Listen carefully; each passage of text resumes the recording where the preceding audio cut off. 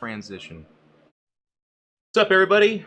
We don't need Cobra. It's the first episode where... You can't just open with that. Oh, yeah. I figured it out. Click some buttons here. Chat, can you confirm you can hear us both? I would miss Cobra. He's in an airplane right now. He's where? He's in an airplane. He's flying. Oh, When he damn. lands, he'll find out he's fired. Let's put our hands together, everybody. All right. No, I'm just kidding. He set this all up. I had to click like 3 buttons. Embarrassing to like the clapping. Thank you guys so much. We're a few minutes late because I realized I went to the gym, streamed twice for like a total of 7 hours, and didn't eat any food. Oh shit, there's Cobra. You're not fired, Cobra. I'm just kidding. This you too, Bronze, he says. Specifically Bronze, not me. Mm-hmm. Well, I didn't try to fire him. That's true. So that's probably why. Rehired. Let's bring Cobra back on, guys. He's a part of the team now. See, now he'll miss you too. There you go. Because you didn't fire him. No, Cobra preset this all up, which is really nice. It's more complicated than I am capable of doing. I'm sure a lot of you could probably figure it out, but it's bad. Anyways, enough about me. I have pizza in my belly, a fantastic friend here to talk about stuff. We're back on track. Before we go anywhere, though, Bronze, you were in Hawaii. Was that your first time? I was. How was it? It was. It was amazing. Have you ever been? Oh, yeah. Hawaii is paradise on Earth. It literally is. Oh, yeah. Yeah. It's Never like the too most hot. fantastic place. Yeah. I went to the Big there's Island. A breeze or something like that. Yeah. Because I was trying to avoid like the throngs of tourists, and it was so amazing. As a tourist, that's amazing. Yeah, because like I've heard that they're kind of hostile to tourists, and I'm not gonna lie, I experienced the opposite of that. Like I definitely got a lot of favoritism because The Bronze. people thought I was local. Yeah. So like we were about to hike down to like this basin where there's like a black sand beach, and you like hike downhill through these like taro fields, and this dude pulls up on a motorcycle, older guy, and he like says something to me. I have no idea what he's saying. And I was like, "Oh, I'm like not from the island, like I'm not Hawaiian." He's like, "Oh, I thought you were a local." And I was like, "Yeah." And he's like, "Are you going to do the hike?" I was like, "Yeah." And he's like, "Well, if you go down," he's like, "Are you going down to the black sand beach?" I was like, "Yeah." He's like, "Don't do that." I was like, "Why?" He's like, "You should go to this other beach." And he literally says, "It's not full of stupid fucking white people." He's like, Probably "You should true, do the though. hike though." He's like, "Just go down and go straight, and then you can see these 2 twin waterfalls. They're called the King's Waterfalls. Like it's super awesome." And he's like, "And then hike back and go to this other beach that's like empty." And he was right. We went down there, black sand beach, empty. We were literally the only people on that beach. Oh. So I was like, "Oh damn, we got like the insider tip." See, and look at that. They say that racism can't bring things forward like that, and it can. A common enemy in the white folk, and now you guys found these beautiful beaches. A common enemy. It's okay. Got me access to the nice beach. Well, that's cool. You were there It was only amazing. like a long weekend, right? It was just a weekend plus 3 or 4 days. Yeah, it was like 4 days. I mean, I got like the color to show for it. You can see that nice gradient, which is You are really a little dope. white there, aren't you, underneath? Not so bronze. It gets like, What are you hiding? You can see like the 3. Yeah. You can see like the 3 phases where my sleeves hit. Yeah. So I'm finally ethnic again, That's which good. is kind of nice. Because for a while there, I felt your pain. Okay. But now I'm back to being brown privilege. There you go. Ignite. And a woman. It's like it's the trifecta there. So much empowerment. Well, that's good. That's really cool. While you were enjoying Hawaiian beaches, I had How was your surgery? Did you almost die or something? No, not a surgery. So funny though. It's just a funny experience because like it ends up not being that big of a deal. It was kind of scary and it sucks going to hospitals, but the first doctor, like literally it's just me by myself. I go in and he's like, "Well, let's take a look at it." And it's right next to my genitals. So and doctors are so funny. They're like, "You don't like pull it down. There's no gown or something. You just like rip your pants off, son." I'm like, "Okay." Drop my pants and I'm like, "Here we are." And he looks at it, he's like, "Oh yeah, that's huge. Holy shit." He actually says holy shit, and I'm like thanks. And then he's like, "You that's right over the femoral artery. I can't do anything with that. You got to go to the ER." And I was like, so then I'm like, freaking out. Right. And he literally, his bedside manner, he's like a 70-year-old doctor, so I think he's just done with it. He's just like, he's in Oakland. Yeah, you're gonna die. Whatever. He like looks at me. He's like, Jesus Christ, yeah. Because if they root in there and they cut you, you could bleed out on the table right there. I'm like, yeah, okay, that sounds great. So he just like calls ahead, go to the ER, wait like 4 hours in total. It's ridiculous, but get in. Doctor looks at me. He's like, yeah, it's fine. What do you mean it's fine? Oh, we'll drain it and clean it up and give you some medicine and get you out of here. I'm like, well, what about the femoral artery? And she was like, no, it's over there. I'm like, what? Not even You close or fucking what? yeah. And they're like, well, I mean, we'll take an image to be sure, but no, it looks like you're fine. And I was. It was not so big that it was right over the femoral artery, and it was not an issue. And I mean, I don't think you've ever been through this. It's more common than I guess it is, I thought. But like, you can get an infection, you get an abscess, just a big sack of like pus and blood that keeps filling up. Mm-hmm. It is a bad process. And in Oakland, she said that they every day drain like 20 people because most of them are drug abusers who just keep injecting in the same Oh, spot, yeah. Mm-hmm. and it gets infected.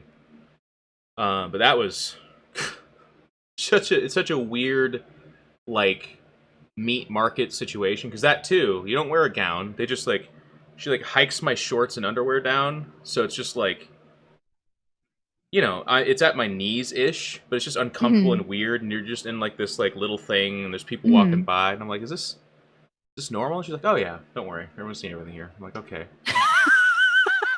And she's like, she like numbs up the whole area, and then just and she's just so funny because she's like, wow, there's a lot of blood. You want to see it? I'm like, no, I do not. Thank you. She's like, okay. And she's like putting bandages away. There's blood coming out, and Yeah, she's chill about it. oh, they're so funny. And then she's like, does that hurt? Like more. And I'm like, yeah, kind of. Mm-hmm. She's like, yeah, okay. Just asking. But at the end of the day, it's not a big deal. They gave me antibiotics, and it's mostly gone and fine now, I think. Mm-hmm. And that was it. That was my experience. You were in Hawaii, and I was on display in front of a bunch of medical people and worried about dying. But some would say it's the same experience. That's crazy. Like, that's fucking crazy. Yeah. I'm having I'm like looking it up as you're like talking about it. Oh yeah. Infections are just weird. The staph infection was worse because it was like an actual open wound that was really infected. And a Mm-hmm. staph infection itself is like a really aggravated infection.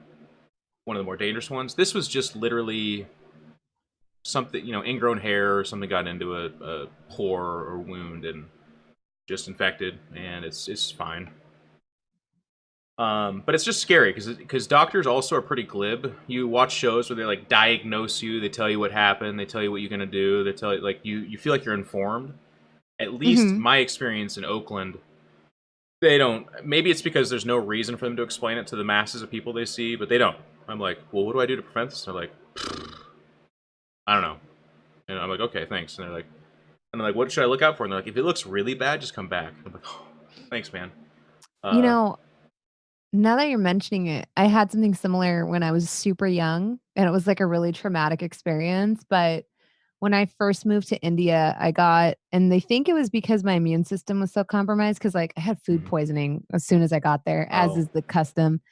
And I got carbuncles, I don't know what which that is is. like, it's like a network of, Neuro, help me out. He's, Carbuncles. you It's have a actually medical called degree. carbuncles. Yeah, like the Final Fantasy monster, I think, is also called a I was gonna carbuncle. say And this it's sounds like a like, Dr. Seuss city that you could visit or something like that. I Like, know it's such a weird name, but it's almost like a network of like lumps or abscesses or whatever oh, you want to call them. And they're yikes! like connected under the skin. And there's multiple of them, Oh and my god. it's caused by like the staphylococcus bacteria. So it's like similar to like a staph infection. You know? Did they drain And it? yeah, that happened to me on my thigh, on the back of my thigh. And then so I had like basically 4 or 5 like abscesses, and they were huge. Yeah. And yeah, it was crazy. And I had no idea how I got it. I was like, how did I get this on my leg? And they're like, oh, sometimes you can get them from like diabetes or shaving. And I was Yeah. like, I don't shave my leg, Shaving or like, diabetes? You're like, well, which is it? Because well, I mean, like, they have like, and it was like, oh, like when you look at like why they happen, they're like, well, sometimes it happens in people with really crappy immune systems. And I was like, thanks. Yeah. I just remember my doctor saying that. He's like, "Did you shave your legs?" And I was like probably. And he's like, "That'll do it." I'm like, I'm not using like an old nasty razor. And he's like, "Is your immune system shit?" Like I remember him saying it Yeah. just like that too. He's like, he's like, you have bad immune system, bad, like really bad. And I was like, I mean, I guess I don't know. Yeah. It I was think it's terrible. okay. It's the one I got. Yeah, he had to lance him. I was mortified.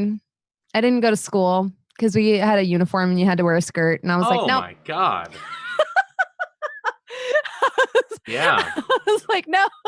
I literally skipped school. My mom was trying to make me go, and I was like, nope. Dude, the secret world of women. There's like this. This is only loosely related, but you made me think about that because it's like for a guy, no concern, right? Like if you have some weird scar or something like that, you're like whatever. For a girl, it's completely different. Like that'll actually change your identity. I remember I Mm-hmm. went and saw the movie. It's called like Sixth Grade or something like that. It's a pretty cool movie. It came out in like the last year or something like that. But they talked about how like in music class, girls would self-consciously, like if you just sat on the chair, your thighs would like pool out and make you look like you have bigger thighs than you actually do. So Mm-hmm. girls would like sit in chairs a certain way to hide that. I had this weird like existential moment where I'm like, Jesus Christ, because like as a guy, you don't think about any of that, right? Like the whole man spreading thing, like that's mostly a guy not thinking at all. It's not that they're like asserting dominance or something like that. It's just something that happens.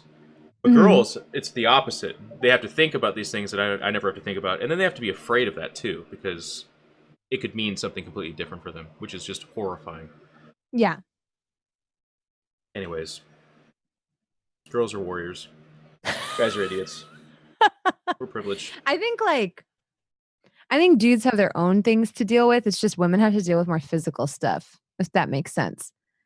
Cause like I always felt bad for my brother because like they have like I just realized like how much stuff dudes have to deal with in terms of like appearing to be tough Mm-hmm. and like dealing with stuff on that level. Cause he would like tell me things that like he wouldn't tell any of his friends or stuff like that. And I was like, man, imagine not being able to like let your guard down around anybody. Like to me, that was just like mind blowing. Whereas I think girls have more body issues. Mm-hmm. I'm not saying dudes don't get teased over stuff Oh, that they do. like Yeah. they have physically going on. Like you do, but like I feel like women from a very young age start to like obsess over things that like I just remember small things like that were crazy, that I would Yeah. like have all these hangups about. And like now as an adult, now that I'm 30, I don't really give a shit. But like I remember when I was young, it used to bother me that like after puberty, I had stretch marks. Yeah. And then now I know I'm like literally like something like what 80% of the population, men and women both have stretch marks. And I'm just like, this is me. Yeah. What are you I gonna do? don't really care, If I wear shorts and you see my stretch marks and that's what you're worried about, you're probably not getting any ass Yeah. anyway. Like the type of person that would like sit there and obsess over that. But like when I was young, it really used to bother me. Mm-hmm. Like it really bothered me big time. And I remember my brother had him too. He had him around his chest because a lot of guys, when they like suddenly get broad chested and stuff, they get him around their armpits and on their chest. And he would be like, I don't know if these are going to go away. And I'm like, that's like, it's never going to go away. That's like basically your skin ruptured there because you grew so quickly. Like it's a scar. It's not going away. Yeah. And he was like, does this mean I don't get to wear tank tops anymore? And now we both don't care. Yeah. I think that's absolutely part of getting older. Is just like caring about less things, You just but being realize aware about everybody more. has it, and you're Yeah. like, eh. It's interesting the different perspectives. Well, that's our intro as per usual. Thank you guys again for tuning in. We appreciate it, and thank you for being so patient with the hiatus. Sometimes we do shows or things, and like when we miss a week or two, people are like, "Is it dead? Is it gone forever?" But people are actually been super understanding about this. I thought we were incredibly consistent, but we of course had some snafus come up, and I just need a day off one time too, so that's why there's been a little bit of a break. But back at it, and we're starting off with an interesting topic that I would consider us pretty big experts on, and I've got a lot to say about it. But this is your topic again, so I want to let you kind of introduce it. And it's episode 14. We're talking about parasocial relationships, and what do you mean by that? Mm-hmm. So a parasocial relationship is classically defined as a one-sided relationship where essentially one person is super I don't want to say like invested, but they perceive like a closeness that the other party does not. Right. And I wanted to talk about how on Twitch in particular, not only do we see that occur a lot, but sometimes we see, in my opinion, content creators like weaponize that in order to garner like more money. Yep. And so I thought we'd have a conversation about what a parasocial relationship is, and also to talk about how not every online relationship is a parasocial relationship. Because I've seen this come up where people think that every online relationship is a parasocial relationship, and I don't believe that is the case at all. You can have friends that you're primarily friends with online and have it not be a parasocial relationship. What's the difference between the two and how they can be harmful, and what are the pitfalls of that? And like everything else, I think the idea of unpacking this is really beneficial for a lot of people, both as like, I know a lot of our audiences, they themselves are content creators, but also the vast majority of people that listen to the show are not. They're people that tune into content, which is fun and exciting, but also integral, right? That's the kind of funny concept with this, is that like on some level, content creators manifest and cultivate parasocial relationships because they need to. But then I think there's and we'll get to this in a moment, I believe, but there's also a way to abuse that that's not okay, and it's not honest, and it creates feels bad moments, dangerous moments too, for people, emotionally or physically. Sure. So where do you want to start? Well, let's start. I actually want to start with a question to you. Have you ever been in a situation online where you felt like, or you realized a parasocial relationship was developing, in the sense that one of your viewers was maybe more familiar with you than you were okay with? And if so, how did that pan out? The very quick answer is absolutely. I think this will be kind of a long-winded answer, but I think what's tough is I myself really, really want my content and what I do to be very authentic and have a like it's a hotbed situation for parasocial relationships, because I'm gonna, like, I've cried on stream, I've been mad, I've ranted, I've laughed, I make jokes, like it's just who I am, and I don't have a character, and I don't doll it up, and I don't even have a radio voice really. Like I do public speaking and voice inflection, obviously, but some days I'm like, hey guys, I'm tired, so I'm gonna be kind of quiet today. That's it. You know, I'm not the guy, and I also like, not that this is necessarily a good thing, but I don't do my hair or wear nice clothes and like doll up everything. Like you can even see my background. I have a green screen, but for the most part, it's just my house behind me, right? So it's all a very authentic feel. So I've had situations. I think the most common one for me is that because I'm a little bit more of a comedic guy and I make a lot of jokes, there's people who get that familiarity and they feel like they can make jokes at me, but it comes completely, or it's received completely as a stranger saying something that's not okay, right? Like, and usually one of the things I'll hear is they'll be like, that's how you talk to Roddy, or like, that's how you talk to Nate, you know, and these are like friends and co-commentators. And it creates that weird dynamic where, like, to them, because I talk to my friends that I'm familiar with and on screen that way, it must mean that it's okay to talk to me that way. And I have this weird moment where it's almost, it's patronizing, where I have to be like, I know those guys, those are my friends, you're not my friend. And they're like, and it's like, a lot of times that's usually met with very defensive anger, right? Because it's kind of hard to hear that and be like, oh shit, I didn't know that. It's more of a like, I thought we had something here, and I'm like, I don't know who you are, you know. So it creates tough situations that way.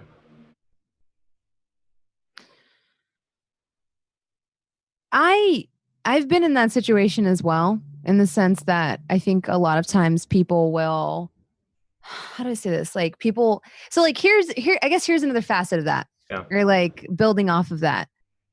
There's been times that I started out with a very like a normal viewer relationship with somebody, but then some of people you end up spending more time with, and so you develop a friendship. If that makes sense. So there's like there's like people that I play games with regularly, that I hang out with regularly, like even off my stream, we play games together, we hang out in Discord together, and like I've developed like a real true friendship with them. And I've had the same situation you're talking about prop up with those people, where those people might make a joke and I have more context for that, and then someone else might come in and say something incredibly rude, and my gut reaction is like, yeah, no, you can't talk to me like that. And it's the same thing where they're like, well, so-and-so talks to you like that. I'm like, yeah, but so-and-so and I also anything like raid and division like 16 hours a week. Like we spend 16 hours a week in Discord, like joking around and making inside jokes. And I don't have that. And I know that like a lot of people talk about, I don't know. This is probably going to sound really shitty. I'm going to try to make it not sound shitty, but Yeah. I've had people tell me like, oh, well, you have favoritism. You play favorites. And I was like, Yeah. yes. I know. Yeah.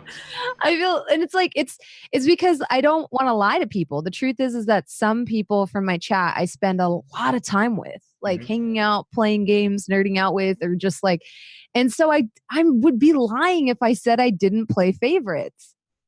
And I know other streamers say that they don't, but I do. And I'm No. honest Yeah. about it because I'm a normal human being. If I spend hours every week playing Dungeons and Dragons with someone, and I mean, you might be a totally cool person and I might appreciate you, but like, I just don't know you like that. And Yeah. people in my case have gotten super offended. I know it'd probably be better for business or better for money if I was just like, oh yeah, I don't play favorites. Everyone's equal. But the truth is like, there are people that I have never paid a dime who like will help me edit YouTube videos, who like help me Yep.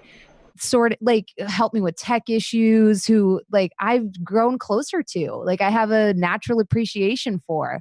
There are people that like, you know, take leadership on stuff. And I'm not saying, oh, I want everybody in my channel to fight for me to have that approval, but it's like obviously those people get a little extra like friendship from me just because we work cooperatively together and it just kind of happens. And I don't know. It's like always mired territory because I don't understand how streamers can say all the time they don't play favorites. And it's like, really? So somebody who's been in your channel for 2 months, you talk to them the same way you've been. No, they're lying. Somebody who's been in there for 4 years, like you're telling me you don't have any inside jokes with that person? And this is where, and I want to see if you agree with me on this, but I love that we're talking about this because I think this is so interesting. This concept in particular, it's gonna be really hard for me to kind of clearly verbalize this, but I guess what I'm talking about is this is a situation where there is not necessarily a right answer or you will like walk this path perfectly. And I'm saying this on both sides. So I see people in the chat already, and it's funny because a lot of these guys, you know, they've been subs or around the channel for years, and I don't want people to feel called out here because here's what I would say. The dynamic of streamer or content producer to viewer is going to absolutely create these kind of relationships no matter what. And that there will be times where people will step over the boundaries, and then the content producer or whoever, the singular person, will have that situation where they might be like, whoa, I don't know you that well, dude. That's kind of weird. And that's mortifying, and that's embarrassing, and that's terrible. Or maybe they don't say that, like Jasmine's saying. Maybe they're like, everyone's the same. Bullshit, by the way. But why I find this interesting is because I think that's a natural byproduct. It's not perfect. It's not utopian. It's not like if you could create the perfect universe, that never happens, right? People absolutely understand where they stand with everybody else. They walk the perfect path. They never cross lines. But that's not the world we operate in. So for somebody who watches mine or somebody else's channel or Bronze or whatever 5-6 hours a day for years, they're of course going to feel a familiarity. They're going to of course feel a closeness. They're of course going to feel an attachment. And if and maybe they're not a sub, by the way. Maybe they're just a lurker. They're just somebody that just watches and never says a damn word. And then a situation can arise where they're like, I know such and such this about you. And actually, I saw you at the store the other day. Is it okay if I come over and hang out? And that's an extreme example, but there'll be like this weird moment where that person will be like, no, man, I'm sorry. I don't know you, and I'm not comfortable with that at all. And that could be like the worst thing and embarrassing for that person to hear. And it could be like a snapping of reality. But I'm here to say, I think that's the natural back and forth intention. Not saying that everyone should feel that familiar and then be that kind of weird, but at the same time, I wouldn't. There's no fix. There's no like perfect execution, I think, is I guess what I'm trying to say. It's interesting just to talk about and unpack. Yeah. Yeah. Especially because, I mean, people act like this is something that is so easily avoided or cracked, and it's not, in the sense that I'm trying not to like shit on people, but I feel like this is going to come off as shitting on people, so I'm going to do it. So you were saying how like, you know, in a lot of ways you're very authentic on your stream and on your channel and stuff like that. And I am too. Yep. I feel like I talk about a lot of real topics, and I talk about a lot of things that are, you know, like close to me or things that I'm passionate about. Yeah. And I share a lot about myself, but then I also have these like really clear lines where I'm like, oh, that's not really any of your fucking business. Even if it's something as small as like, you know, what's your sexual orientation? Like, I keep Yep. my personal life really separate. So even though I might talk about my ideologies and stuff on my stream, I don't often disclose like other stuff, which is Sure. kind of weird unless I feel like someone like shares a hardship with me and I have something to relate to it, which I know is kind of a double standard, but like, nobody's Yeah. perfect at this, right? Right. But I feel like it's some people have gotten it down to a science where they weaponize that, and it makes me feel bad about having that authenticity. So like it's one thing for me to like sit here and be like, "Oh yeah, I'm going through this tough time right now and blah blah blah blah blah," and I'm figuring it out. I have seen other people that will like use that or leverage that and then try to we actually I'm like having such a hard time like putting into words. We It's touched interesting. on this a little bit like a couple of weeks ago when I said that a lot of streamers will publicize their relationships big You're right. time and use that as leverage to like kind of boost their career. Yeah. Um and what I was saying by that was that whether you want to admit it or not, there's a lot of people that will kind of benefit from their shared celebrity status to like boost up. And then the second that things go south, it's like suddenly not their audience's business. And I was talking about how to me that is like so weird to like take people's money and stuff like that. Like, oh, I'm having health issues or something like that. And I'm going to take all of your money, but then be like, oh, but it's not any of your business what's going on in my personal life. Like, I feel like that is so weird Yeah. and so strange because ultimately, when people contribute to something, they have the right to know how that money is being spent. At least that's how I rationalize it. Maybe I'm wrong. Maybe I'm crazy. But I've seen like, streamers kind of leverage that parasocial relationship. Like I've physically seen people that have Patreons that are like the tier 4 is like the best friend tier. Oh my god, like I can't you guys, oh my god, I love you. You're so great. But then they're the same people that tweet out like, "Hey, when I go to conventions, please don't walk up and you're just like, you Yeah. can't have both, right?" And so I feel almost bad for viewers because like I feel like content creators will purposefully blur that line like over and over and over again and then pull back and be like, "Wait, but like you can't do this and you can't do that." And I don't like to victim blame, but I feel like I've always been really open and honest with my audience where I'm like, like I have a gun. Never come to my house. Yeah. Like I'm like the opposite of that. Like people almost do the opposite with me where they're like, "Hey, I'm going to be at like TwitchCon. Please don't hit me in the face." I'm like, "Don't touch me." Like if you come Yeah. up from behind me or do anything weird with me or like, I will probably beat your ass. Like so I'm like the opposite of it. Whereas you'll have streamers that are like, "Let's touch butts at TwitchCon." And I'm just like, "Don't. Do not touch me with like unless we are making eye contact and like I'm like, "Hey," and I put my hands out first. Probably do not grab me, touch me, poke me, prod me. Like I don't know who you are. You have to remember I don't know who you are. Like make sure you do a very good job introducing yourself and that there's an acknowledgement in my eyes before you like grab me or something Yeah. cuz I will probably murder you. And that has happened to me with another streamer. Yeah. There was another streamer at a TwitchCon party who like I only knew him online, and he grabbed me with both arms and lifted me up. And all I said was like, "Hey, how's it going?" And I literally was like, "If you don't put me down right now, I'm going to stab you in the throat." And everybody else there looked at me like I was like a massive bitch. And I'm like, "I don't know you. Get the fuck off of me. I don't know what universe you come from where it's appropriate to grab me like that." Like, and they're just like, "Oh, well," I'm like, "Yeah, we've hosted each other a couple times. Get your fucking filthy mitts off me." Like I was so angry about it. And I don't know if I would have handled that better now, but I was just so like startled. Like, cause then what, like, it was my first time meeting this person and just like scooped me up. And I was like, oh my God. Like, I had to resist every impulse in my body to like knee him in the Yeah. groin, Cause this is like, don't grab people. But I feel like streamers kind of like, am I expressing this No, properly? Do I sound crazy? No, it's such a complicated subject. Because as you're saying all this too, I can't help. It's not even playing devil's advocate. It's kind of admitting what's not sexy to admit, which is that there is like an invisible threshold, but we all do it. Like you're clearly describing your line of what you don't like for encouraging parasocial relationships, and I get that. I'm the same actually. But in order for you to have a sustainable business, you do goad people into believing they're closer to you than they perhaps probably really are. And goat's like Right. too strong of a word, I guess, but what I mean by like the business model of streaming, like let's be very, very clear. And again, this is not cool to talk about, but I think that's what this platform is meant to be. When you got a guy or gal that's like 3 year sub tier 3 and they just throw $100 your way every once in a while, like they're just very clearly hugely supportive, you're going to be more enamored with that person than somebody else, and it's for almost no other reason than they stand head and shoulders above a lot of other people and support you more. And that, to say that, feels weird. It makes my skin crawl. It's not how I necessarily want it to be, but it is true. And that doesn't necessarily mean that they're better than other people or that I will then bend over backwards to treat them like special people. But as a streamer, you notice that, and you do have to show more appreciation, because if someone throws you 100 bones, you're like, thanks, and you just like move on. That person will be like, well, what the fuck?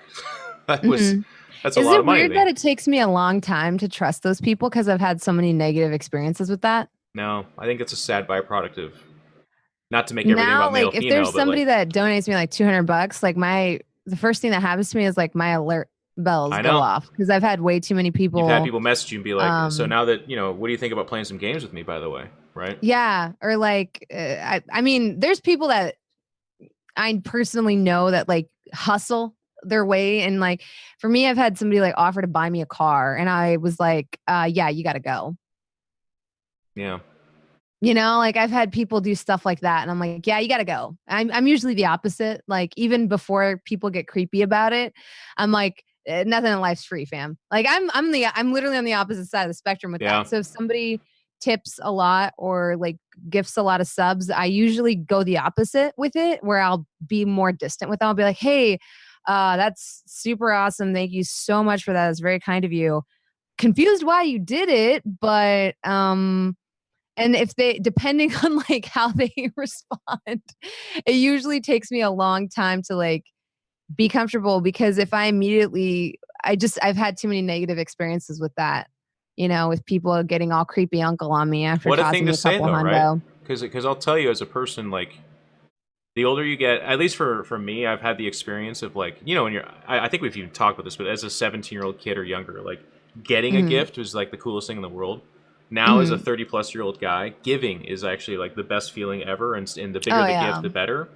But I'm not like saying you're wrong. I'm just saying it saddens me to hear that, but I understand it because I've seen it myself too. Not even in my own experience, by the way. I've actually had pretty. I'm lucky, and I'm also Mm-hmm. a big white dude. So like most of the time, people don't get creepy with me because that would not go well for them. But like for Mm-hmm. a lot of the women in my life or people I've known, in particular, it does go that route a lot of times. Like, Yeah. hey, there's that picture, and hey, if you don't mind, can you send me a selfie? And then they're like, just a selfie, but there's this whole weird, and again, this is taking it to the worst place, but it's worth mentioning because it does happen, Mm-hmm. where it's like it starts off with that, but that's a grooming process where it's like, now that you've given me Yeah. that, And I I'm gonna mean, ask like, for the next there's thing. streamers who literally weaponize that. Yeah, There's people who are literally out there that are like tier 3 subs, get my Snapchat. Like, and they're not selling content. They're selling like, you get to be closer to me. You get to know more absolutely, about me. Like there's streamers aren't selling content anymore. They're selling like the girlfriend experience. 100%. And it's dangerous because essentially you're engaging in a form of sex work, but you're not taking the precautions for it because you're too dumb to realize you're selling a form of sex. Am I crazy when I say that? Like you're selling a No, form of intimacy.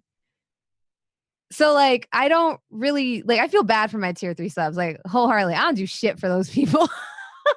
Cause I'm like I'm so scared of that. Like, so whenever somebody tosses me like a couple $100 and they're immediately like start like messaging me, like, hey, would love to play games sometimes. I'm not joking. And I know there's gonna be people that don't believe me. I will return the money and be like, that's not how this works. And I've had people bounce it back and be like, I'm so sorry, didn't mean to creep you out. I just take the couple hundred. I just wanted to play division with you. I yeah, wasn't trying to buy my way in, because it gets weird, man. And I think I can't blame the viewers. I can't, because no, I know that they probably went to somebody else's channel and like that pay to win model works. or they just aren't genuine. By the way, that is another side of it. Yeah, yeah, yeah, yeah. And I there's other understand you're people that are like, I just mistrusting, like but your there are people that show. just want to give. There are people. Yeah. Yeah. There are people that are like, I just want to support your show, or I think you're really awesome and blah, blah, blah, blah, blah. But then there's other people that like, now I have to double check. And I do. I I double know. check Yeah. with people. I'm just like, hey, just so you know, spoken for. And they're like, yeah, no, just really like your show. Really just wanted to toss you some money because you feel like you work really hard every week. And I'm like, oh, thank you. Like, cause I don't know. Cause I've had people get weird with me. And so now I double check everything. And I know it's probably not good for business, but I don't want to end up as a suit in somebody's closet because I encouraged the wrong person. Like, I'm not that desperate for money. I'll go work at Starbucks if I have to, like, Yeah. because my mom used to work for the police. I've heard these fucking horror stories. And I'm Oh like, yeah. I don't want that. I don't want somebody to like, I know jokes, cons, security at cons is a joke. I don't want to like fucking end up dead because I encouraged a wrong relationship with somebody. And then when I told them it wasn't the way it was, they snapped. Because that's 100% what happens. But think of the situation you're in too, which I think is incredible just to acknowledge. But like, if you just fire up your stream as a partnered streamer and just stream, you make $0, or for the most part, advertisement. You'll make $45 a month or whatever, right? Like not a lot unless you're shroud level. You need people to sub. You need people to cheer. You need people to donate. 100%. That is your actual income. And then, of course, from that, the bigger the numbers, the more people that do that, the more retention you get. Then you get gigs. Then you get contracts. Then you can perhaps sign with a stream team or whatever it is. There's different ways to monetize from there. But the point is, the very nature of this needs someone to be like, I enjoy your entertainment and I'm going to pay for that. So you are dragging a net over a people that is anonymous online that you need for your business model. You must absolutely do that. But amongst those people are absolutely people you're describing, which is like, and here's the other part too. We make it sound really bad. Sometimes it comes from a good place and ends up bad. And I think that's fascinating as well, right? Like there are people who flat out have a tough time socializing. They don't have friends. They got left by somebody. They got burned by somebody. They're just going through a bad time. So for them, if they can elevate themselves by doing that tier 3 sub or donating or whatever, and then that streamer is a known person who's like, hey, why don't you join us in our game or whatever? Let's go play and hang out. That could be like a life-changing, awesome moment for them, and that money, of course, pays for that. They don't fucking care, right? So it's not. It's this really crazy, horrifically mixed-up place where there are good intentions. We need it, so we absolutely weaponize it or encourage it because and I'm we not need by it. any means trying to say that like everybody that tips or like most of the people on the internet are creeps. You're admitting that it makes you uncomfortable, which is interesting, and I agree. Yeah, I'm just saying that like there are people that are lonely online, and there are other people that like, well, we were just talking about how manipulate isn't always a bad word, but people who manipulate that or manipulate that demographic into a false sense of closeness so that they can profit off of that.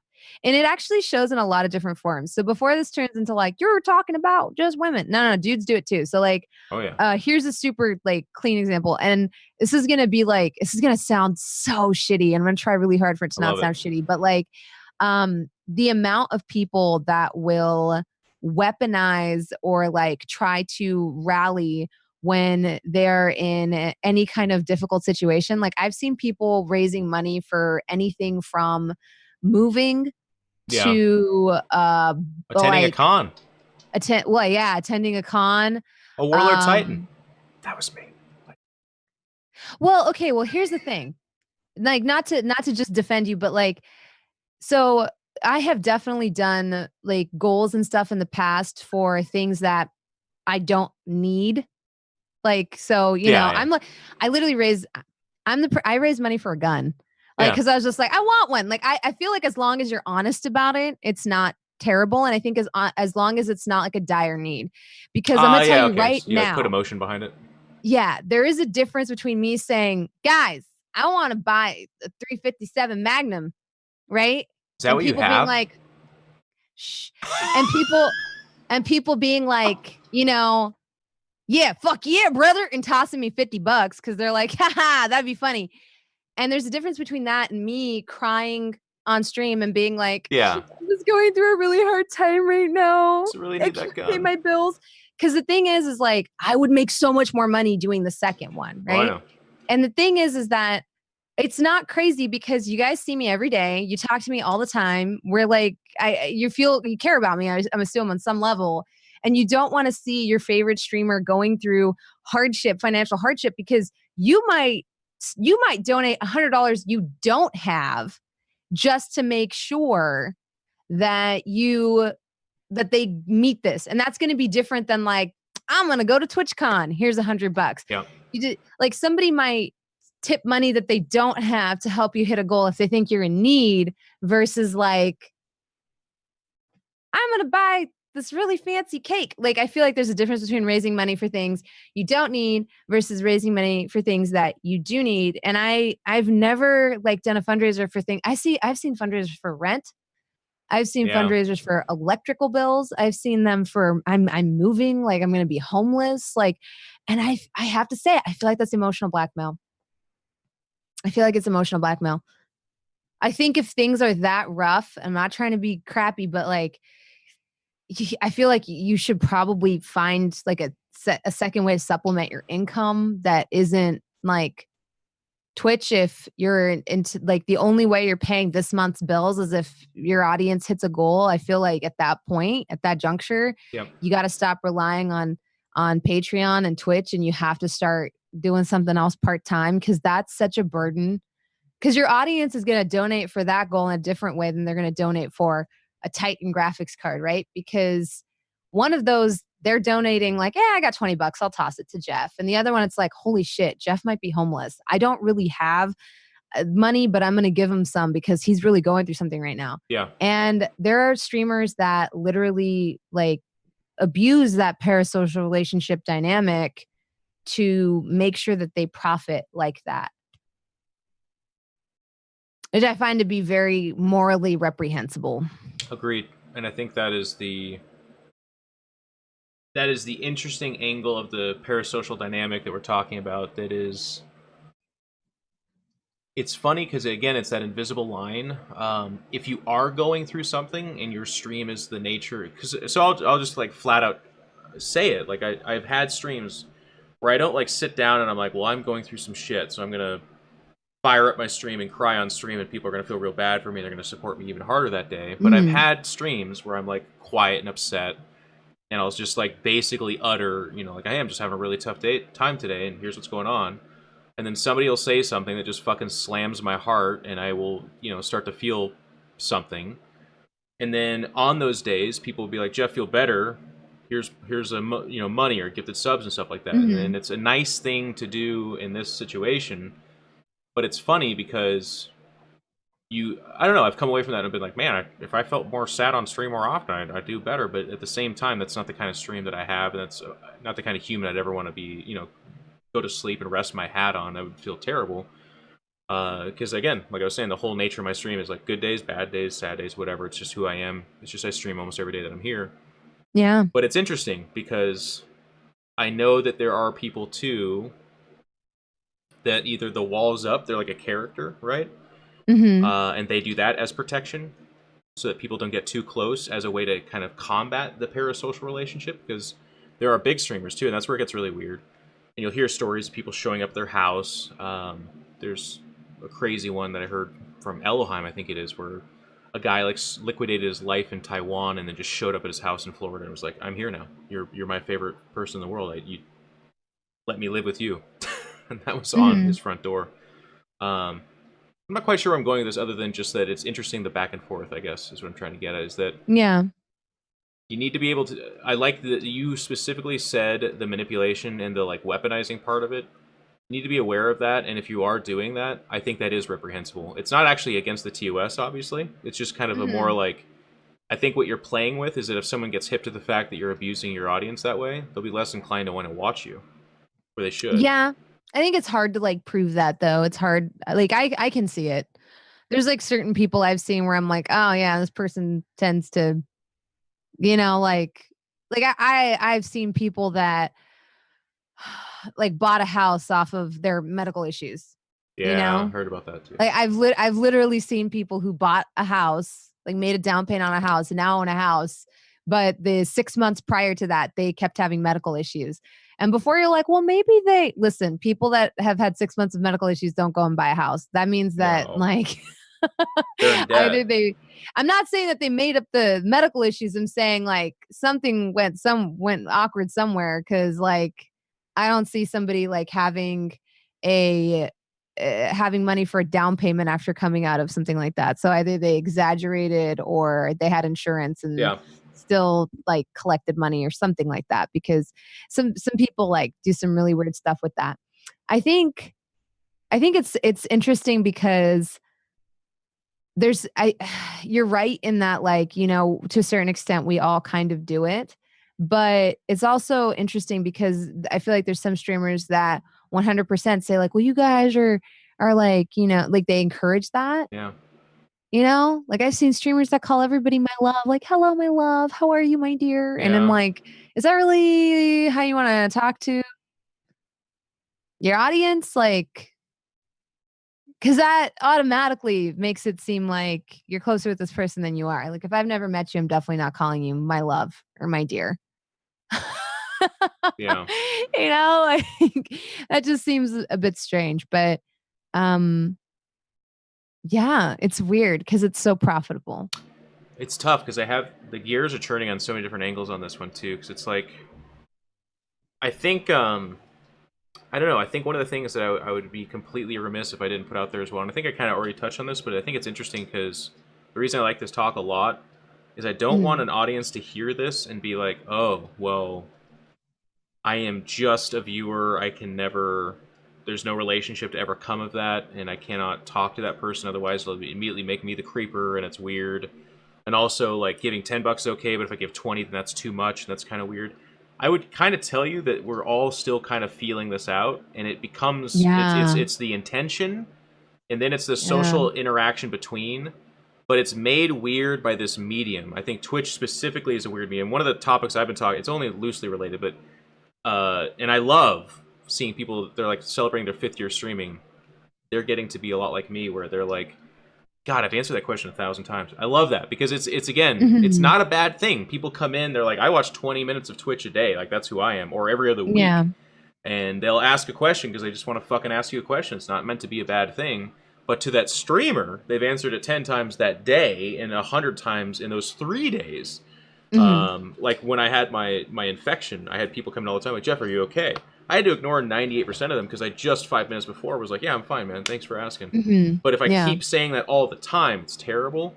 I see the same kind of thing in this talk where um, there's like a shaming when people, if you look on Reddit and stuff like that, when someone donates or watches a streamer or like they're their favorite entertainer, there's this like that's not cool attitude that people have. They're like, oh, you must be an idiot. You must be a pathetic virgin boy that can't get any girls or something like that because you watch streams and you must not. And it's a Mhm. weird, it's a weird cultural medium that we're in right now. And then if you hear our talk, you could take it that way, where you're like, Jesus, I was going to give subs to Bronze, but it sounds like that'll just creep her out. I don't think that's at all what she's saying. It's more of a like, No, it's actually the opposite, yeah, because I see like a lot of stories on Twitch and Twitter, and I'm like usually the devil's advocate, because like I remember, I won't name the streamer, but there was a streamer who was talking about how this person like essentially like stalked her at a con and blah blah blah blah blah. But like I remember watching her stream a week earlier, and she was like, you guys are like the reason I'm going, like come and find. And from like her account, this person like basically like followed her, and she said she was busy, so they lingered around the area waiting for her to not be busy. And I was like, oh, I feel like you just weren't direct, and now you've branded this dude as yeah, some kind of fucking stalker and called the police on him, it's when terrible. really a week ago in your own stream you were like, oh my gosh, come up to me, don't be shy, say hello, I don't bite, I just want to see you guys and hug you and hear your story. And then you actually got there, and you're like, oh, I have 400 panels to do and all these people I want to talk to, and I don't really want to waste my time with this person. And for me, I'm like, I feel like that's like your fault. I remember saying that in a room like full of other streamers, and they were like, what the fuck is wrong with you? I was like, well, it's like, have you been to her stream? Like, that's all that she fucking does. Like, she literally sat here for 2 weeks and said, hyped up, like, come see me at TwitchCon, come hug me at TwitchCon. Then somebody did. And sometimes when you say like, come hang out with me at TwitchCon, people take that very literally. They think they can come and hang out with you at TwitchCon. And then when you try to ditch them, of course, they spend the rest of the convention trying to find you. And that's not them being stupid. And that's not them being creepy. That's just you being not direct. Whereas I never say like, let's get what? I'm very much like, yeah, I have a meet and greet. I have this. Outside of that, like I have so much shit I have to do. I'll try to make time like to like at least say hi on the floor or whatever, the convention floor, but I'm not sure if I'll be able to. And that's where that kind of to each their own / negotiation process exists, because there are streamers who are absolutely like for instance, Day 9 sometimes goes to an event and is just like, I'll be behind such and such exit, come say hi. And that's his meet and greet. And fucking 500 people will show up and he'll try to hug and shake hands and autograph all of them. And that's great and that's really cool. But that's a very high bar, and also that's maybe something that people are really uncomfortable with, and that doesn't make those other people wrong. And with your story, the flip side's true here too. Like, I feel so bad for that person, right? Like, they, as far as they were concerned, they just wanted to meet this streamer that to them some level of a celebrity. And what do? Like, you see that they're busy, and you're like, well, I'll just disappear in this con and then hopefully randomly show up and find them again when they're not busy. No, you probably wait. You probably wait in the corner. Yeah, you're probably like, gonna hover around and wait, and then some girl is gonna fucking call you a stalker and call the cops on you. And you're like, no, I just know this person online and I like their pictures a lot on Instagram. And they're like, yeah, you're a stalker. Okay. And like, it's terrible. Yeah. And then, you know, all it takes is a couple of chat logs taken out of like context. And, you know, like, I just feel like some of that is like avoidable, because I think here on Twitch, people don't say what they mean. And it's that case with other streamers, like everybody's friends. And I'm just like, because I've had people be like, oh yeah, I'm friends with Bronze. And I'm like, I actually don't know who you're talking about. And then they'll like mention them to me. And I'm like, oh, we did an RPG once, like 2 years ago. Haven't talked since. Don't even think they know my real name. Like, I wouldn't, like, to me, that I'm not trying to be shitty when I'm like, I'm not friends with that streamer. Like, I keep it 100 where I'm like, I'm not friends with that streamer. Like, we're acquaintances. I don't have bad things to say about them. Like, we're coworkers or peers or whatever, but like, we're not friends. But there's people in this industry that 100% throw that around. Like, everybody's their friend, everybody's their buddy. And then, you know, amongst friends, it's like, oh, what's giving somebody a bear hug and lifting them off the ground? And I'm like, I don't know you like that. But this entire industry is sold on like dreams, right? Like, the whole thing they're selling you is like dreams and lies. And that being said, like, follow, and subscribe to In Control TV today. Well, there's 2 great comments in the chat, and these are people that, I mean, obviously Neuro's a awesome dude, but he says, I ask Bronze every 10 minutes. I can get lost whenever you need me to go. I was so paranoid that I was overstaying my welcome. So this is like, I'm guessing at an event or something like that. He was alongside you. And then Salvage Bar says, Twitch is a kind of friendship simulator, yes.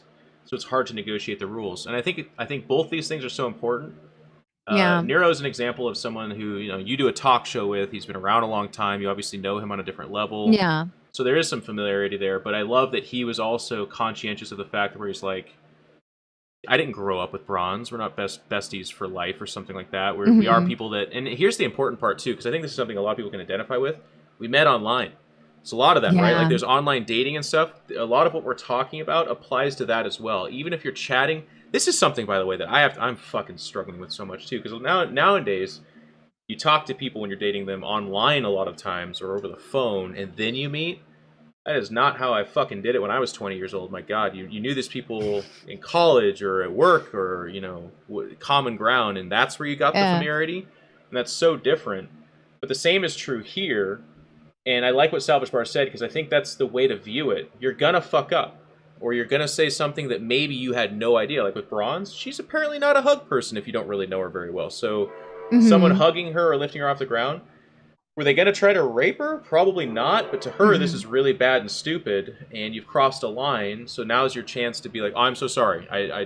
I apologize, I meant this other thing. And can we talk about a world where you never make that mistake? And there's the reverse too. Like, a lot of streamers assume that all of their viewers want to hug them, and I can tell you right now that's not the case. Like, a lot of your viewers don't want to fucking hug you.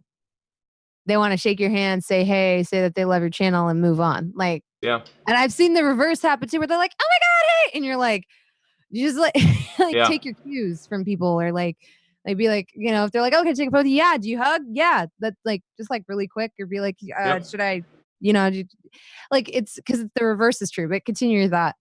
Well, yeah, no, I just I'm laughing because I've been in that situation myself. I'm like typically a hug first person, but I think I've even regressed from that because I've encountered people who are like, "Oh, sorry, I'm not a hug person." And that moment was I was so mortified that now I usually reach for the hand. I'll be the embarrassed person where I'll like go to shake hands and they're like, "Get your fucking hand away from me." We're hugging, and then I'm like, because to me it never. I don't care. I'm a Yeah. hug, shake, whatever. I just want the other person comfortable. That's like my biggest thing in life, basically. Mm-hmm. I'll do whatever the fuck should just not make the other person uncomfortable. It's not about me. It's about as if they're happy, I'm happy. So that's kind Mm-hmm. of what I go into now. Is I'm like I'm cool being the awkward guy because I'll bounce back. Like I'm a pretty Yeah. socially savvy guy. So like if I do a weird thing, I'll be able to recover. I never because I've been in the situation where someone comes up in front of me and they're like, they fart as they shake your hand, and then like they're dead. Their soul has been crushed. Right? There's no coming back from it. This is the worst moment in their life. And I'm like trying to bail them out, but they're like, and then they throw up on themselves, and I'm like, so I'll do whatever I can to save that person from that situation, right? That's Mm-hmm. just who I am. But, anyways, the last part was Salvage Bar's comment. I like it because I really want people to hear us talk about this. Use it as feathers in your cap or arm yourself with it. But please don't think that means there's a singular answer. There's not. There isn't. There really is not. What's okay in Braun's channel is different in another channel. And what Mm. we think is appropriate as far as being streamers to an audience in parasocial relationships is Yeah. not necessarily the case in other channels, and there is not necessarily a right or wrong answer. I think the guiding star here is how do you go about it? How do you want to conduct yourself? And Bronze and I are very similar in this that we want to be authentic. We want to be Mm-hmm. normal. We have to earn money. We'd like to Mm-hmm. earn enough money to continue to grow our lives. That's it. Mm-hmm. So we have to play the game a little bit. But I Yeah. want people to know what they're getting into when they do that. Like, if you donate to me or you're a big supporter of the channel, does that mean when I see you, you can grab my balls? No, it does not mean that. Yeah. And if you thought so, then you weren't listening to what I was saying. And I kind of do blame you on that because I'm pretty clear about that stuff. Yeah. It's weird. It's a juggling act. I always say that to my chat. I'm like, man, I'm trying to juggle my morals versus my integrity versus like making this work monetarily. And like this discussion popped up like last year, a little bit towards the end of last year, because I've been booking more and more of these like side gigs and Yeah. like some hosting opportunities, some stuff with Geek and Sundry, some RPG stuff. And so like I've been booking more and more and more of that stuff. And I'm always the type of person that's been very honest with my chat about it, because people were like, well, like, like, is that the new thing? Is that what you're going to be doing now? And I was just like really honest with everybody. I was like, well, I'm not very good at playing this game. I mean, you know that. Like, you and Jesse are like probably my biggest cheerleaders. So I don't get to like complain to the two of you about it. But I'm like, I don't know. I feel like if I was going to like go anywhere with this by now, I would have. I've been like partnered. I've been full time for like 3 years roughly, which to you guys is like nothing. But I'm like, I just feel like I've been doing this for a long time. And I was like really honest with my channel. I was like, some of these gigs, like they pay me in 3 days what I make in a month on Yeah. Twitch. So like if that's where the stuff is, like it's hard for me to turn that down. And I was like, because I don't want to sell out. I don't want Yeah. to like, because I don't really hype up my subs. Like I do it as a joke sometimes, like to troll the people who do, but I'm usually like, oh hey, thanks for the sub. I appreciate it. I don't dance for subs. I don't sit here and be like, oh my God. Like it's at the end of the day, let's be real. It's like a $4.99 sub. Like, so if you're expecting me to like drop what I'm doing and like do a handstand, like that's ridiculous, right? So I don't do all of that, and I'm not really willing to. I'm being totally Yeah. honest. So for me, the best way to monetize is to like do some of this other stuff, because it's like what I have going for me. Is that I am pretty well spoken. I am quick on my Oh feet, yeah. and so when it comes to like doing that stuff, that's where I excel. Um, I personally know streamers that have like half my viewer count who have like 10 times my subscriber count. Yeah. And to them I say, good hustle. That's what you're good at. But I just, and I'm not, and I think people who watch my channel, I've had other streamers get upset with me for saying stuff like that and like DM me and say, I know you're fucking talking about me. I'm like, I'm not talking about you. I'm talking about the collective you. And I'm not even saying that you're a piece of shit. I'm just saying that's just not me. But if they All I think can it's do is about be them, me, you know? Yes. Like, No, my philosophy on this, we've talked about this a lot, and again, I think I've used like the female version of me basically because we're very Mhm. similar in this, but or at least I think we are. I absolutely want to enjoy what I do and feel good Mhm. about it, and how big I'll be because of that is how big I'll be. Like, absolutely, there are ways to gamify this, and I could fucking. I'm a really good liar. I'm a really good manipulator. If I wanted to, I could do some nasty shit and probably quadruple my stream. But at the end of the day, it would be a cancer in my heart, and I would just hate it, and I'd probably burn out immediately. And then at the end of the day, I would have given up on a job that I love, because my job, I'm my own boss. You're your own boss. Make your own hours, get to do entrepreneurial shit, get to create stuff, get to create content, get to talk to a large audience, get to meet fantastic people. This is one of the best jobs in the whole damn world. And there are people, and this is something I know that some people struggle with, and if we're calling a spade, I think you do on some level, absolutely. There's people who seemingly put less effort in or aren't as talented or whatever that are 100 times more successful, and there's kind of natural human jealousy that can happen where it's like, well, why haven't I gotten a fraction of that? Let's say why am I not as big as that?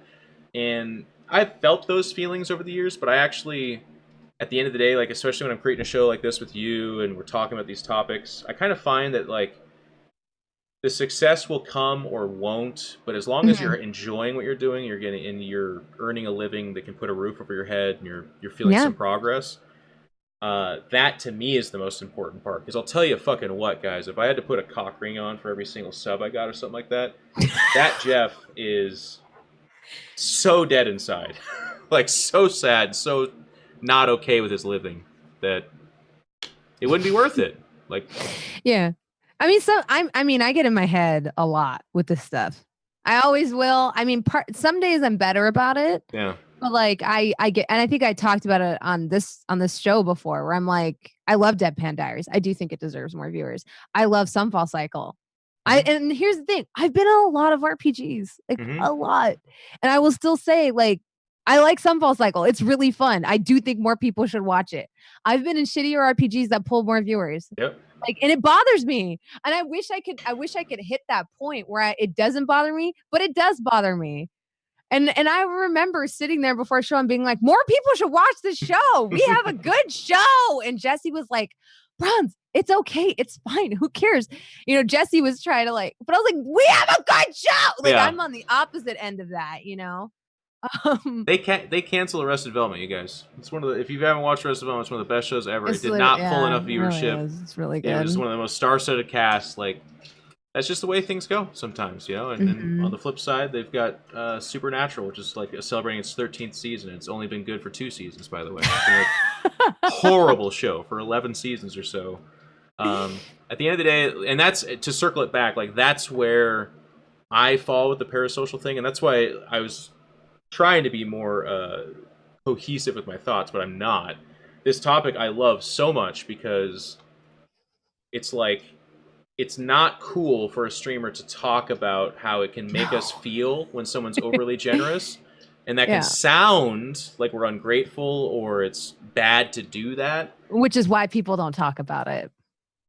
In fact, they do the opposite. They celebrate it more, right? And that's kind of what we're talking about. And that would be the various different stages of weaponizing your perspective and situation. But I think this is such a good talk for the audience to hear, too, because it's not saying, and it's applicable to other places too, but again, and I know I've reiterated this a few times, but I just really want to circle back to this, and that is that I want people to feel closest with me because I actually run my channel that way, but at the same time, speaking for Bronze here, because I think it's very similar, when you perhaps inevitably step over that line, you'll be told, and that's actually what's okay as well, and I think that's okay in life. I think you should... I'm learning that in the dating world too. Like, if I just sit back and wallflower forever and I'm just like, wow, that girl's really cute, but if I were to say hi to her, she might think I'm a rapist, then I guess I'm going to be living with 10 bulldogs for the rest of my life and just, be alone. At some point, I have to go up to somebody and be like, hey, I think you're really cute. And they'll be like, fuck off, dude. I've got a boyfriend. I'll be like, hey, all right. And I just got to take the loss, you know? And that's social interaction. And this medium is weird because there's a lot of, like, you're a part of a family and a community. And then when someone's like, well, in my family, we show our pee-pees. And then we'll be like, that's weird. You don't do that. Yeah. You have to be and like, I think, oh, okay. like, it's such a weird thing because, like, I always keep it 100, which, like, we're saying, like, this is not, like, we're serious. This is not popular to talk about. No. Like, you should never talk, like, it's bad for business to talk about these things. but it's things that we all think about. And I was talking about like this whole drama with sub only streams and stuff. And I was like, well, really, it's Twitch trying to roll out more benefits for subs. And I was talking about like how I probably wouldn't use it, but like I don't hate that the feature's there because I'm sure someone will, you know? And then we were chatting about it. And I remember saying like, you know, everybody on Twitch likes to be like, I appreciate all of my viewers, blah, blah. I was like, I've never lied about that. Like, do I appreciate everybody who watches and supports my channel? Yes. But I will also acknowledge that if everybody did that and nobody subbed, I wouldn't have a channel. Yeah. And I don't know why it's so taboo to admit that. Like, dude, I'm not trying to say that if you're like, oh, like if you're not a sub, fuck you. Like, we do have like we will do this thing in my chat that Base started where we'll be like sub or ban, but usually that's like if somebody has overstayed their free view. You know what I'm talking about? No, like where you have someone in chat that like doesn't like they like keep over like usually that's our sub or ban is never to viewers that are awesome, but it's viewers that are obnoxious and have overstayed their free view. Like that's when we say like, all right, you got to sub or you got to leave, and then they sub and we ban them anyway because it's funny. And I'm an asshole, and you could try disputing out with Twitch. They're not going to give you your money back. Because I'm a douche. I ban subs all the time. But, you know, like, it's weird because I guess, like, that's the difference is that we acknowledge that. Yeah. Which is like, unpopular on Twitch. There's a veneer that is created for most people. All my viewers are equally awesome to me. I'm like, I do appreciate everybody that watches my channel. Like, you are helping. Oh, yeah. But if a nobody subbed, I wouldn't have a channel. No. So for me to say that I don't care about them at least a little bit more would be a fucking lie, right? I have to bite my tongue. So I'm only going to say this because he's my friend, but also I actually legitimately think he's the best streamer on Twitch. But one of my favorite like moments that comes up every once in a while, Co-Carnage has one of the best streams, maybe the best stream on Twitch. He's got an amazing community of people that are super positive. He's been doing it since the beginning of time. He's a great guy. I love him. I very seriously say I think he's the best Twitch ambassador we've ever had. But one of my favorite things that comes up every once in a while is he is one of those guys that vehemently will say, like everyone is equal. My non-subs are the same as my subs. And I always laugh because that's the thing that only someone with like 15,000 subs could ever say, which is... Yeah. It always comes from those guys where they're like, everyone's the same. I literally don't care. It's the same thing. Like, I make $400,000 a year off of sponsorships. Yeah, so at this point... Well, the sponsorships alone, the subs... and everything else is like $1 million. Off of ad revenue and sponsorships, I make about $500,000 every couple months. You guys should see my tax bill quarterly. It's huge. But and the devil's advocate unsub now. It's just gravy at this point. Of course, the devil's advocate argument is that there is value to someone that's not a sub, and you should not feel unwelcome as a sub. But the unsexy thing that is being said here, it's just, I think people know this, but again, it's weird to say because other people are kind of coerced into a different message, and that is that our jobs would not exist if there weren't just a certain number of people that were like, I believe in this content, so I'm going to pay for it, because everybody else is getting it for free.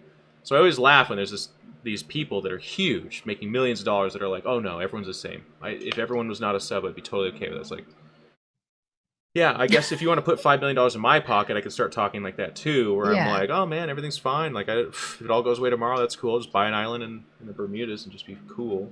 Yeah. And again, that's not to say Ko's a bad guy. It's just to talk about perspective and kind of what's interesting there, I guess, with the different communities and relationships. I remember going to a panel at one of the first Twitch cons, and it was a panel about how to reach out to companies to get early access keys for stuff. And at this point, I'd only been streaming on Twitch for about 4 months. And one of the biggest streamers on Twitch was on this panel, and he was like, well, when I want a key to a game, I usually just tweet at the company. And then and I was like, I remember thinking like, you have like 600 viewers and like concurrent viewers and like 40,000 followers on Twitter. Mm-hmm. That's probably incredibly easy for you to tweet at a company and get a free key because they know who the fuck you are. And I just remember being like, they got the worst people to do this panel. They got like 5 dudes who have been on since Justin TV, who all make thousands of dollars a month, who probably get sent keys for every game that comes out, that are like going to do a panel for like brand new streamers on how to navigate the industry. And I was like, this is a terrible panel. I kind of stopped going to panels after that. I wanted to address what Word said. What said they're trying to tell the audiences if you want meaningful human connection and friendships, you find it IRL. That's actually not what I'm saying at all. Because Twitch is Yeah, you different than can like find human interaction online. there. Yeah.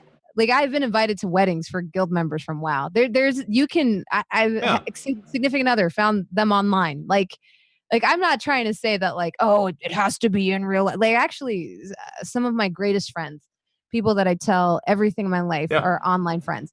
But it's different than a Twitch chat. Like people that you game with, that you spend hours with, that you play D&D with, people that you relate with online. We're like living in a weird time of like, like I've literally had people, like I have a friend, like he's like my brother, visit me from St. Louis, and we know each other from like playing World of Warcraft. Before I ever started streaming, before I ever streamed, I met this person from World of Warcraft and like was like invited to his wedding. You know what I mean? Like he's flown out here like 3 times. We've gone hiking together, And I think the so spirit of what they're saying, which is the different degree, is don't go looking into Twitch chat necessarily as you're going to make human connection with everybody. But what Bronze is saying is it can be a gateway. So it's a cool possibility. You can meet somebody in a Twitch chat, or you can meet somebody in your community. Then you're on Discord. Then you're playing Rainbow Six. You're doing whatever. But and then that's also not a parasocial relationship because Yeah. you are like, you have a direct line to that person. Right. Like if you and I are playing Rainbow Six Siege, I'm talking to you, you're talking to me. Whereas like on Twitch, you guys are really just listening to us. We're like, there's some chat that you're putting in, but like, it's not a 100% two-way connection. Yeah. And so you have to keep that in mind and think about like, like the emotional blackmail that can happen. And we saw a lot of that with, which is, we could have a whole different topic on this, but like I had a lot of words when the BetterHelp sponsorship was going around.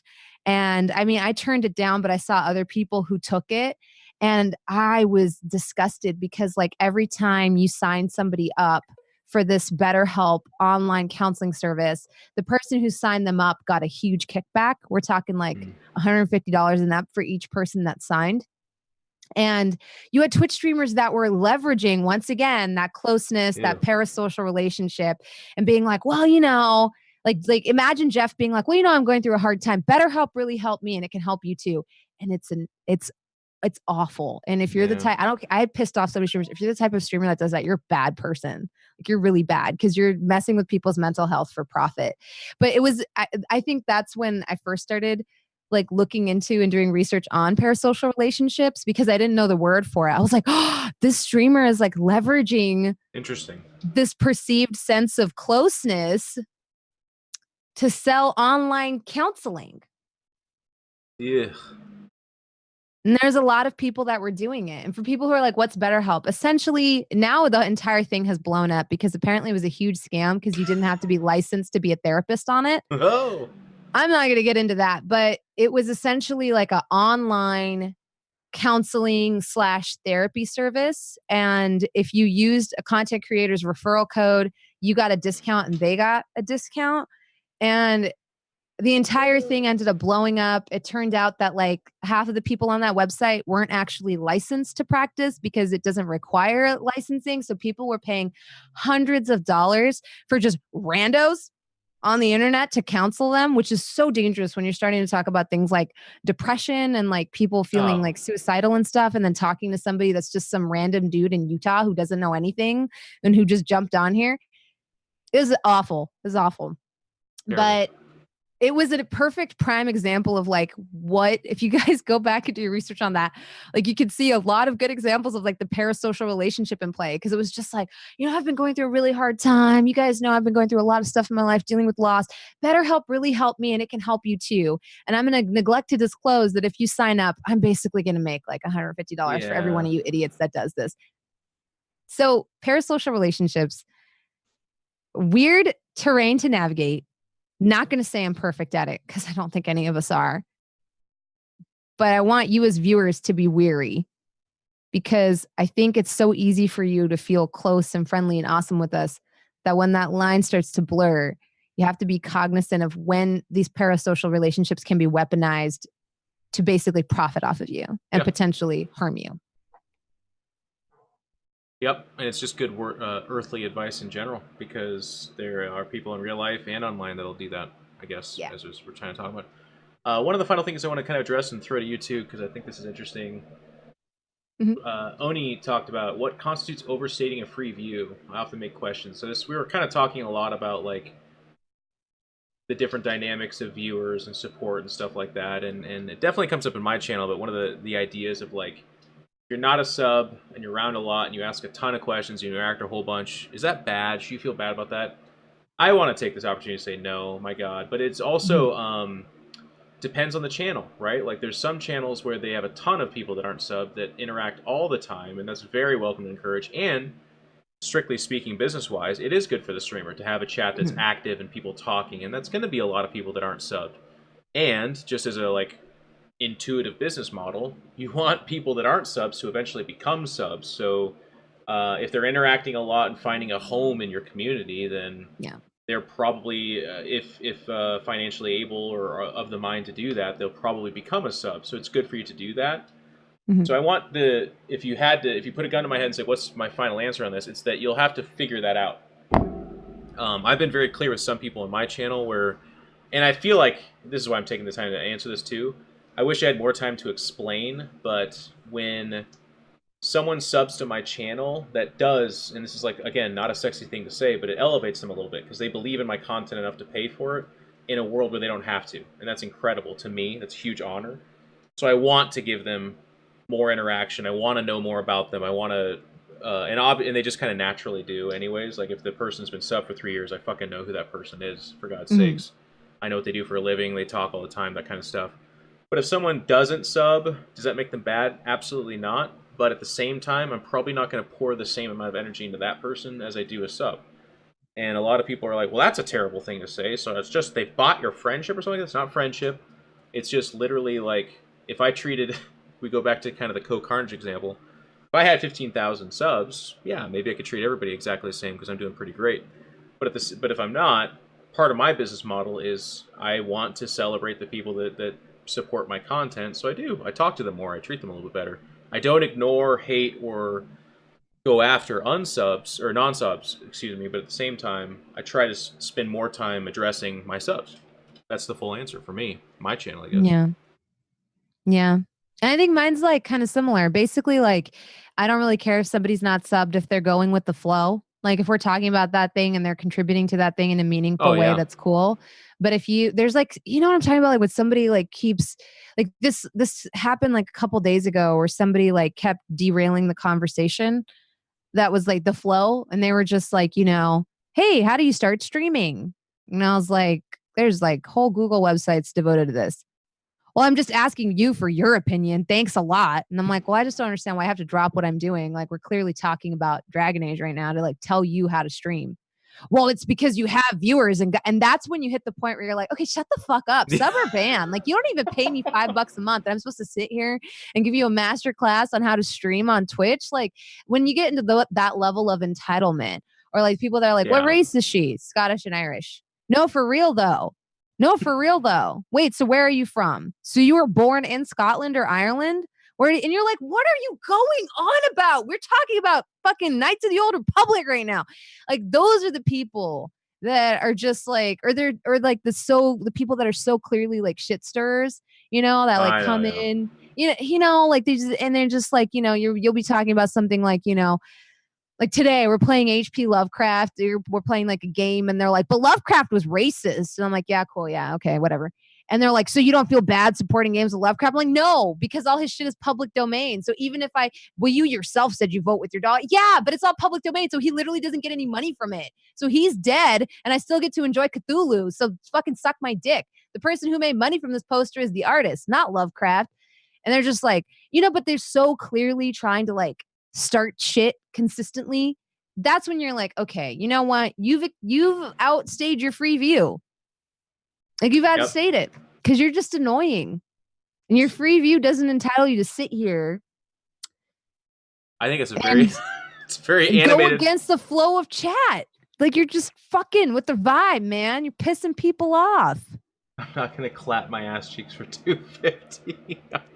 Yeah, Yeah, no, that's true. Ultana's Tribe said that because they're just like, what do I get for a sub? And I was like, thank you. And they're like, that's lame. I was like, well, I'm not gonna fucking clap my ass cheeks for $2.50. Like, what the fuck, man? What the fuck do you expect? So yeah, Oni, she's doing the extreme example, but I think a good barometer to take from this is just like, if you're in the chat talking to people about what's being talked about and hanging out, I don't think there's a streamer on earth that's gonna be like, yo, Yeah. I don't like that you're a part of this conversation. And I'll tell you what, if there is that streamer, then they probably won't be very successful. But to her example, but less, I guess, obvious, is, and this is the, again, the unsexy but very obvious answer. If there's somebody who's asking questions that kind of puts you in a bad mood or like breaks away from the vibe or whatever, those people suck, dude. And they're 99% of the times non-subs, where they're just like, we're like hanging out, we're talking, they're asking me about Soundgarden, I'm talking about Soundgarden, and someone's like, Jeff, are you still with so-and-so? Or Jeff, is your dog alive? And I'll be like, hey, like, and they'll keep saying it until I say something, and I'll be like, bro, there's gonna come a time where Barrison's not alive, and you're gonna really hurt my feelings, so please stop doing it. They'll be like, whatever, dude, fuck off. And you're like, oh my god, ban him. And every time that happens, I have this new experience where I get a little bit more jaded against people that, like, can't read a room and just kind of ask weird questions like that. So, or like if like you're playing a game, it's always a non-sub too, and someone like says something like, or like, I remember this courtyard, or like, oh yeah, this section, I remember the courtyard in this area. I'm like, and then I enter the courtyard and there's a boss fight, and I'm like, oh, too bad I didn't get to experience that the way you did because you chose to spoil it for me. This person then decided to go on a 10-page discourse about what constitutes a spoiler. Sub or fucking ban. Like, I'm not going to sit here and debate with you what constitutes a spoiler, because the cue for you to take from that was, oh, she didn't like that I warned her a boss fight was coming. I guess I won't do that anymore. I don't really feel like it's a spoiler because I feel like spoilers are only related to the story. Yep. But it seems like she wanted to be excited and be like, oh shit, boss fight. And I took that from her. So I'm going to stop saying that. If you try to fucking give me a TED talk on what constitutes a spoiler, sub or fucking ban. Like, I'm not reading your fucking walls of text. Like, you guys are gonna trigger me up to wazoo. Wendigo. Or you guys who question the bans, like, my skin started to crawl when you said that. The dude had a point, you know. Oh my god, I hate that so much. Let's not go too far with this. I think we covered a good sample. Have you ever had the people that debate with you on what constitutes a spoiler? Yeah, of course. Or what constitutes backseating? That's not backseating. That's not backseating. I'll tell you what backseating is. I've seen such and such say this thing this one time, and that was, and you're like, it gets so here's like the specific line of talk that I hate, because a lot of times people are like, God, Jeff's always yelling at his chat. I'm not. I'm like over explaining stuff to the people that I should have ignored and just banned, but I'm trying to like help educate people. But just the concept of, I'm in your channel, I'm a non-sub, but you did this thing wrong, and then you're like, hey, don't do that. And they're like, no, I'll do that. And it's fine. Yeah. It's fine that I do that, by the way, because I have rights. And you're like, no, I'm God here. This is my universe. You have no rights here. Yeah. Your freedom. The amount of times I've said that in my life, like, listen, dude, your freedom of speech protects you from the government, not from me. Not and then ban them is insane. So funny. Freedom of speech. It's such a failing in American education too, though. People say freedom of speech, but they're talking to a streamer who's from like Istanbul or something like that. You're like, like, what makes you think that's a universal right to every human ever? Like, it's not. Anyways, we're getting salty streamer mode here. Yeah. I think that was a good conversation though, and hopefully, like always, it was a little bit meandering and had its windy paths, but I love that Bronze brought this topic to us, and I think it's really great. And I hope you guys learned something from this. Let's sign off. And this will be up on YouTube in a few days or whatever, when Cobra gets back and is able to process it and put it up there. And we'll be back on track. We'll keep making this excellent content and talking to you guys. But Bronze, what do you got coming up? What are you up to? That's honestly it. I'm just doing the normal thing. I'm streaming on Twitch and have some cool stuff planned for 4th of July. For those of you that know me, you know that I really like hunting games and I really like trucking games. So I do this really like offensive thing where I drink cheap beer on stream. That's very American. Nice. And then people really judge me for it because they're like, Pabst is garbage. And I'm like, I think it's garbage too, but it's the quintessential beer. Or like Budweiser. or Miller High Life because that's the champagne beer. I'm not even trying to be edgy. Pabst is actually urine. okay. It totally is. Huh? Budweiser's shit. Pabst is okay. Pabst is okay. To me, it just tastes like hydrating. Like, I don't think people realize like how passive I am with light beers because I'm a dark beer gal. I drink porters and stouts. Well, like, I like to have weird, breakfast when I have. So when I drink anything that's like lighter than a Hefeweizen, to me, I'm just like, oh, it's like hydrating. It's like drinking water. But there's always like that beer snob who comes in. It's like, I'm sad to that's your taste in beer. I'm like, yeah, because I'm not wearing a trucker cap and American flag. Like, I'm clearly not doing a bit right now. But that's where you do have to do like get Miller High Life or whatever like their slightly higher brand is, and they'd be like, no, this is the more expensive one. What are you talking about? This is a microbrew. Yeah, it's High Life. It's the fucking it's not a microbrew. Is it from Portland, Oregon? No. Oh, dude, beer snobs. There's so many beer snobs on the internet. Oh, on the internet. That's. I mean, in real life too. People really judge other people for their tastes. Chill. Fucking chill. Yeah. Like I come from like I always get the pass. So that's why I feel bad. Cause like I'll go out with my friends and I'll be like, yeah, can I get a pint of old Rasputin? I'll be like, I respect your choice. And then they'll be like, here's your cider, bitch. To the, whoever I'm with, I just feel so bad for them. Cause like it's so clear that I have the pass, like, cause I'll be like, oh yeah, can I get a Hibiki on the rocks? And they're like, whiskey. Interesting. Oh. And they're like, here's your fucking Cosmo whore to like whoever I'm with. And I always feel bad for whoever is my friend there. Yeah. Cause I'm just like, oh yeah, can I get the bourbon barrel stout? And they're like, dark beer drinker. And then they're just like, here's your can of piss, slut, and puts on her shoulder and tips her fedora and says, yeah, I just feel so as somebody who gets the pass, I feel bad when y'all shame my friends who don't. And I'm like, all right, yeah, my friend drinks bitch beers. Be nice to her.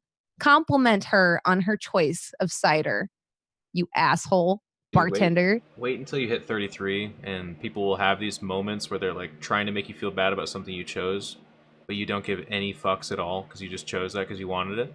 Mm-hmm. It's so liberating. It feels amazing. Yeah, I go to bars and order Shirley Temples all the time. You should see their faces too every time because there's sometimes you're just in the mood for a Sprite with some grenadine, man. Fuck yeah, dude. So there's times where I'm like, yeah, can I get a Shirley Temple? And they're just like, what do you have against drinking? Why don't you drink? You're like, oh, I'm like, didn't want to. I just want a refreshing Shirley Temple right now. Yep. That's why I sometimes in the middle of a bar I'll just give myself an enema because I want to give myself an enema. Whatever. Clean colon, clean health, right? A lot of people don't. Why you gotta do that? Okay, Gwyneth Paltrow. Dude, steaming your vagina now.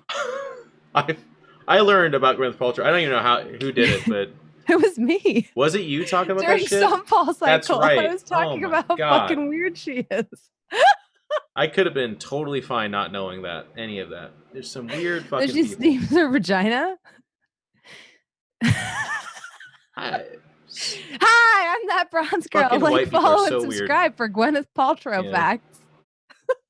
No, follow her on Twitter, guys. That bronze girl is right there. Like always, just thank you guys so much. Check her channel out. I think, we'll be back next week unless I hear something otherwise, but we'll be back on track. And that's it.